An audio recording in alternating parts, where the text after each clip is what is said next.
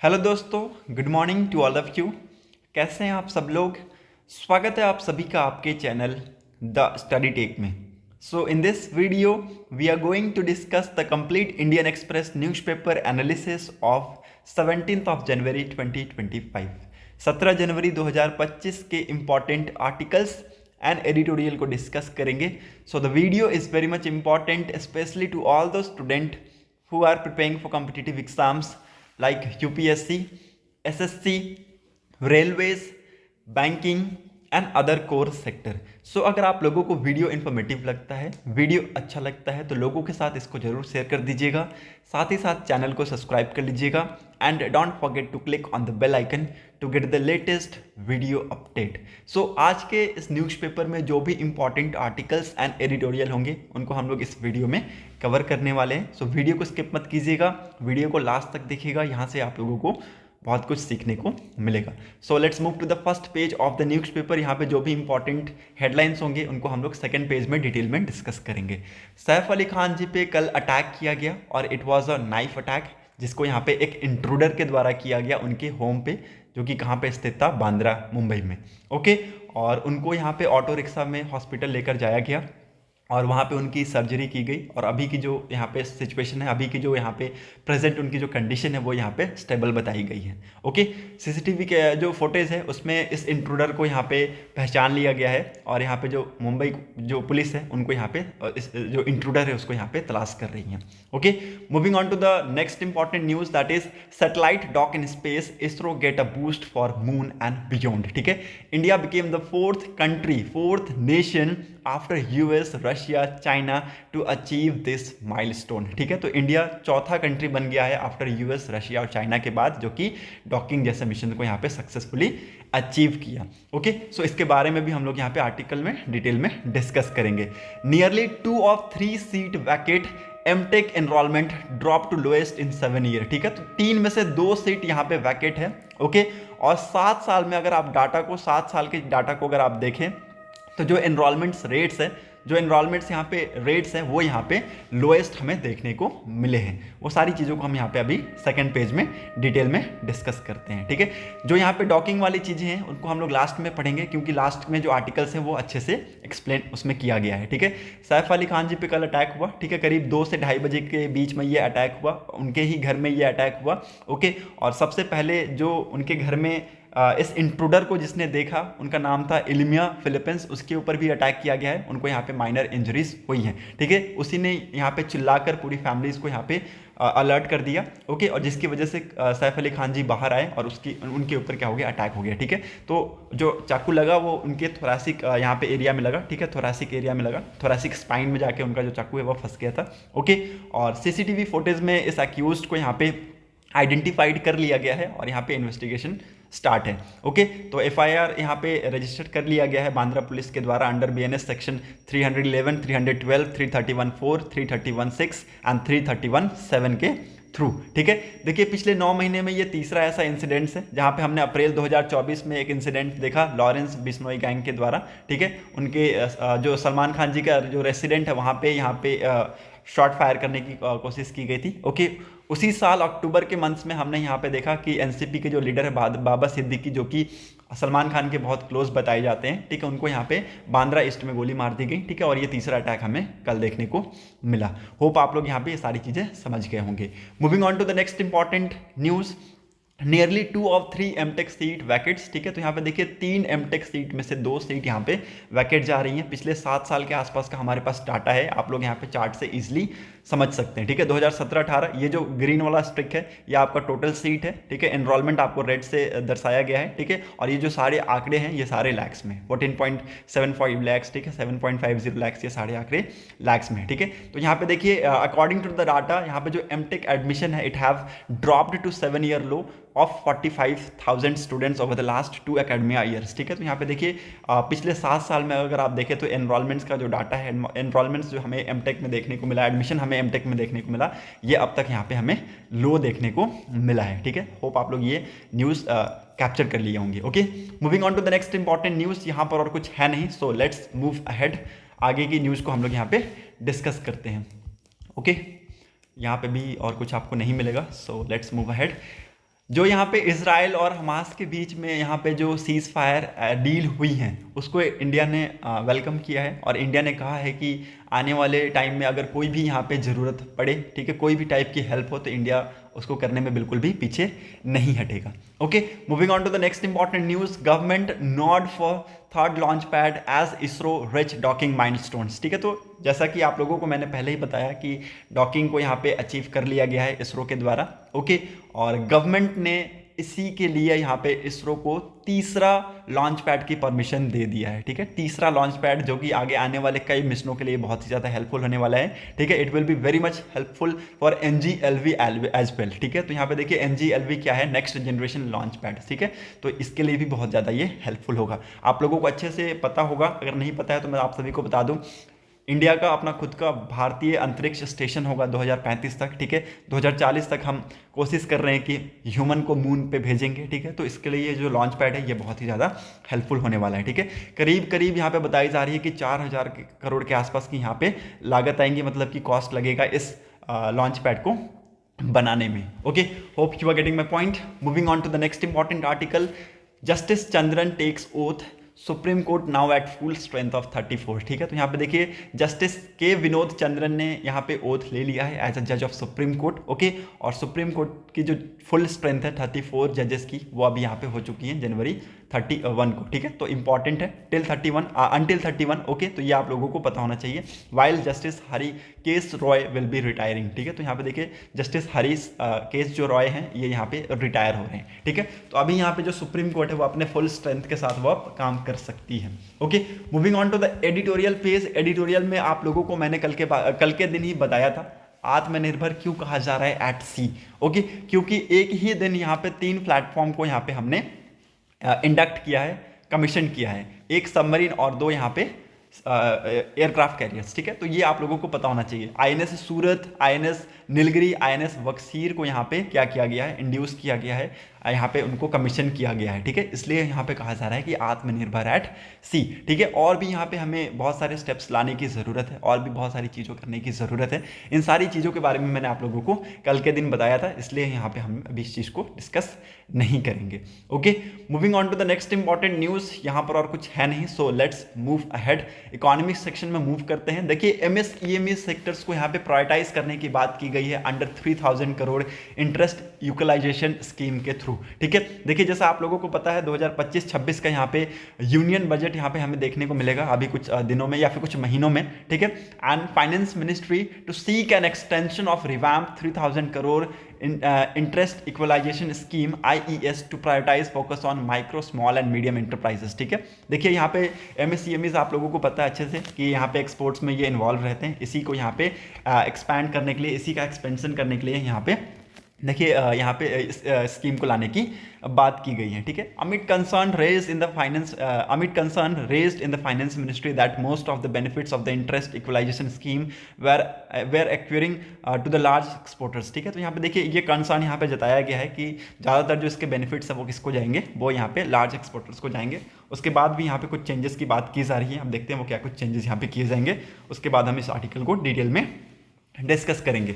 Moving on to the next important news जो कि इसी के पैरेलल में है। ओके, ऑटो एक्सपो 2025 हमें देखने को मिला। ओके, जहाँ पे इलेक्ट्रिक व्हीकल्स का यहाँ पे एक मेजर हमें यहाँ पे चीज़ें देखने को मिली हैं। ओके, और ये बहुत ही ज़्यादा इंपॉर्टेंट है, ये जो एक्सपो है बहुत ज़्यादा इंपॉर्टेंट है क्योंकि जो चाइनीज़ टेक है वहाँ पे इसका कमबैक हमें देखने को मिला।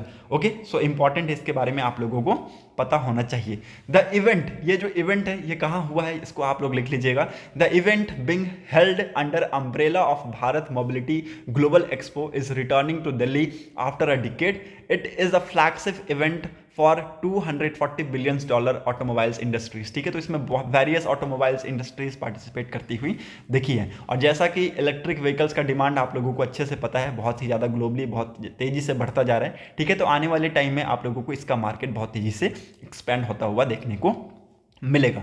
Okay, hope you are getting my point. देखिए अभी आई थिंक आप लोगों को ई वितारा आप लोगों को देखने को मिलेगा। ठीक है, यहाँ पे देखिए ई वितारा का रोल आउट की बात की गई है। Okay, E Vitara is expected to unveil. Okay, electronic Vitara आप लोगों को देखने को मिलेगा। ठीक है, तो यहाँ पे आप लोग देख सकते हैं फोकस ज़्यादातर किसके ऊपर है, इलेक्ट्रॉनिक व्हीकल्स के ऊपर है। Okay, moving on to the next important news. New QS futures कल report rank India second in job market readiness 25 in overall. ठीक है, तो यहाँ पे देखिए कुछ इंपॉर्टेंट इंडिकेटर्स हैं, उनमें यहाँ पे इंडिया को सेकंड रैंक किया गया है, जैसे कि आर्टिफिशियल इंटेलिजेंस और ग्रीन स्किल में जस्ट आफ्टर यूएस के बाद QS world future skill index 2025 में इंडिया को सेकंड रैंक किया गया है for the preparedness of job of the future including artificial intelligence and green skills. ठीक है, और अगर आप ओवरऑल रैंकिंग देखें, मतलब कि सारे इंडिकेटर्स को अगर आप मिलाकर देखें तो इंडिया को ओवरऑल रैंक कितना मिला है, 25 मिला है, जिसमें alignments between skills and employ भी, ये सारी चीज़ें इसके अंदर इंक्लूडेड है। ठीक है, एकेडमिया रेडीनेस, ठीक है, इकोनॉमिक ट्रांसफॉर्मेशन, सारी चीज़ें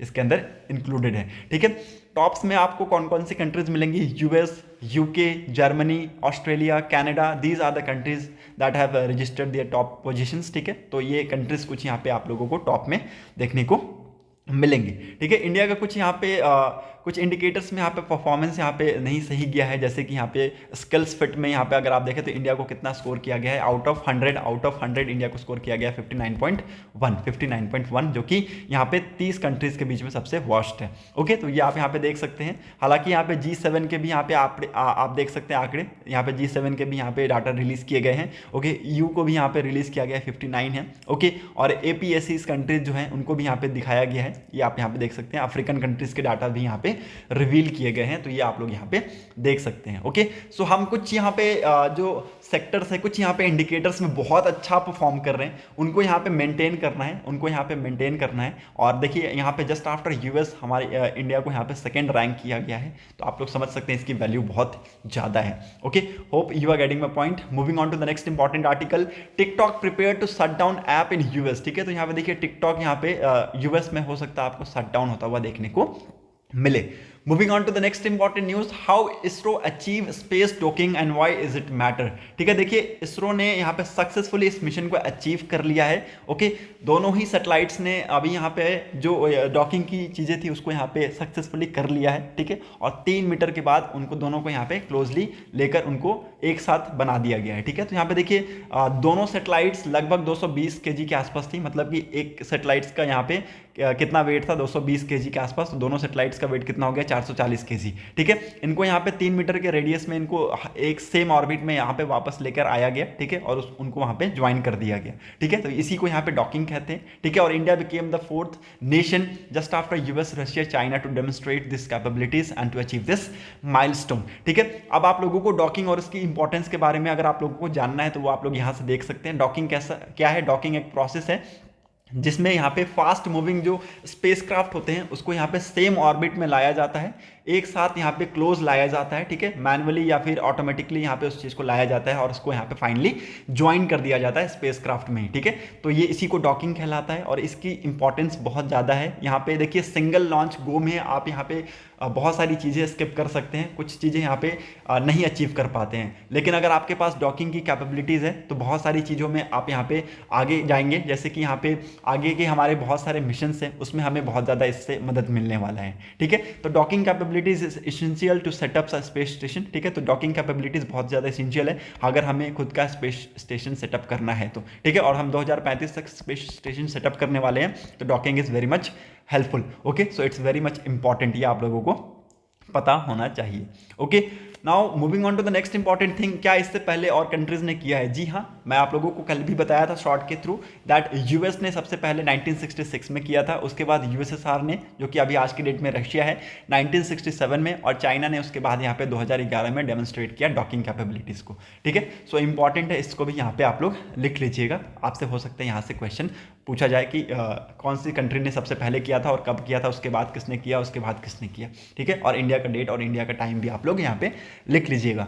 now why India mission now. ठीक है, देखिए अभी आज की डेट में 2035 में है, जैसा कि मैंने आपको बताया हमारा खुद का यहाँ पे अंतरिक्ष स्टेशन होगा। ठीक है, और 2040 तक हम खुद यहाँ पे ह्यूमन को मून पे भेजेंगे। तो अभी ये सिंगल लॉन्च में हम ये सब चीज़ें नहीं कर सकते हैं। ठीक है, तो हमें यहाँ पे डॉकिंग कैपेबिलिटीज़ की रिक्वायरमेंट है। ओके, और भारतीय अंतरिक्ष station which will be built by bringing together 5 module in space. ठीक है, तो यहाँ पे देखिए 5 मॉड्यूल को एक साथ यहाँ पे बिल्ड करके यहाँ पे स्पेस में लाने से अगर आप देखें तो उसी की वजह से यहाँ पे भारतीय अंतरिक्ष स्टेशन बनेगा। तो वो सारी जो कैपेबिलिटीज़ वो अभी से यहाँ पे हमें करना होगा। ठीक है, तो पहला यहाँ पे रोबोटिक मॉड्यूल जो सिलेक्ट किया जाएगा वो कब लॉन्च होगा, 28 में लॉन्च होगा। ओके, एंड देखिए डॉकिंग जो कैपेबिलिटीज है it will be very much required for the next lunar mission. Okay, Chandrayaan 4 की जो मिशन है उसमें भी हमें यहाँ पे डॉकिंग की बहुत ही ज़्यादा जरूरत पड़ेगी, क्योंकि हमें वहाँ से क्या लाना है, सैंपल लेके आना है। ठीक है, सो इट्स वेरी मच इंपॉर्टेंट। देखिए यहाँ पे बताया गया है कि जो प्रोपल्सन मॉड्यूल है, ये यहाँ पे propulsion module will carry the spacecraft from earth orbit to moon orbit. ठीक है, जो प्रोपल्सन मॉड्यूल है वो यहाँ पे स्पेसक्राफ्ट को अर्थ से मून पे लेके जाएगा, मून के ऑर्बिट में लेके जाएगा। ठीक है, and from where the lander and ascender module will go to the lunar surface. ठीक है, वहाँ से जो असेंडर और जो आपका लैंडर मॉड्यूल है वो कहाँ जाएगा, लूनर सरफेस पे जाएगा एंड कलेक्ट सैंपल को कलेक्ट करेगा। एंड असेंडर मॉड्यूल क्या करेगा, will then hop up with the sample. ठीक है, तो जो आपका असेंडर जो मॉड्यूल है वो होप अप करेगा with the sample and dock with the transfer module in the lunar orbit. ठीक है, तो यहाँ पे देखिए उसको क्या करेगा, डॉक करेगा कहाँ पे, ट्रांसफर मॉड्यूल में, जो कि कहाँ पे होगा, लूनर ऑर्बिट में होगा।